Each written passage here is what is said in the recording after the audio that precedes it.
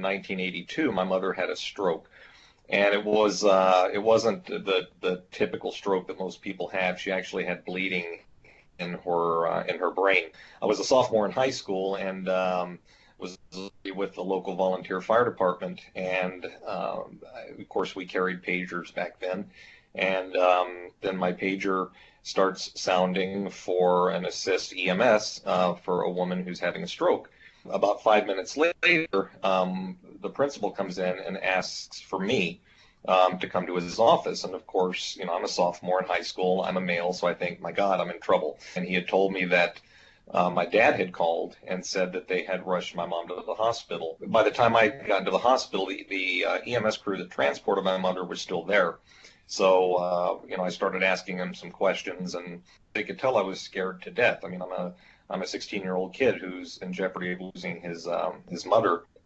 When I saw how they proceeded to take care of my mom, and by this time she's getting sicker and sicker because she's got a lot of pressure building up in her brain.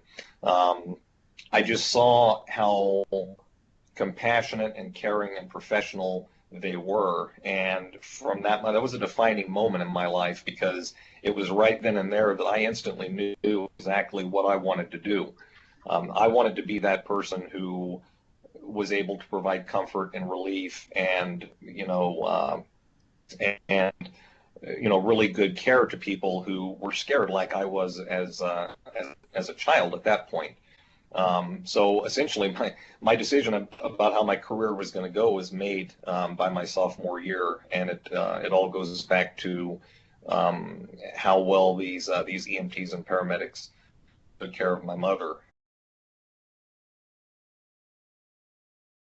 I think I can speak to a few things that I believe that we could always improve upon to turn out EMTs, paramedics, and even firefighters, for that matter, to be better prepared to function in this very difficult profession. It all starts with real life case scenario presentations that are inspired by true events. If we train and educate these students based upon experiences that we've had, what we know works, what we know does not work, then they will be postured to pass the exam, because that's what these credentialing exams are assessing, is their ability to function competently at an entry level. I think once we start in this a very prolific culture in the classroom, as opposed to this is what you need to know to pass a test, and don't worry about the rest because you will really start learning when you get out of the classroom. I think that we can teach them to be critical thinkers in the classroom and better prepare them for their first shift on an ambulance. Regardless of the call volume for that particular shift, I will come home and I will sit down behind my drum set and I will play for 1, 2, 3 hours. Because it's just totally non-cerebral. I can bang those drums as loud as I want. It enables me to kind of take the events of the day, the bad call, and just kind of put it to rest.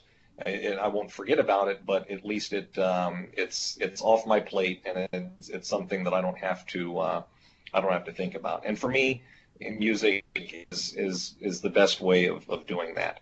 Like I said, I'm not a professional, but having been doing it for 25 years, I think I probably sound pretty good, at least to myself. And of course, I guess that's all that matters.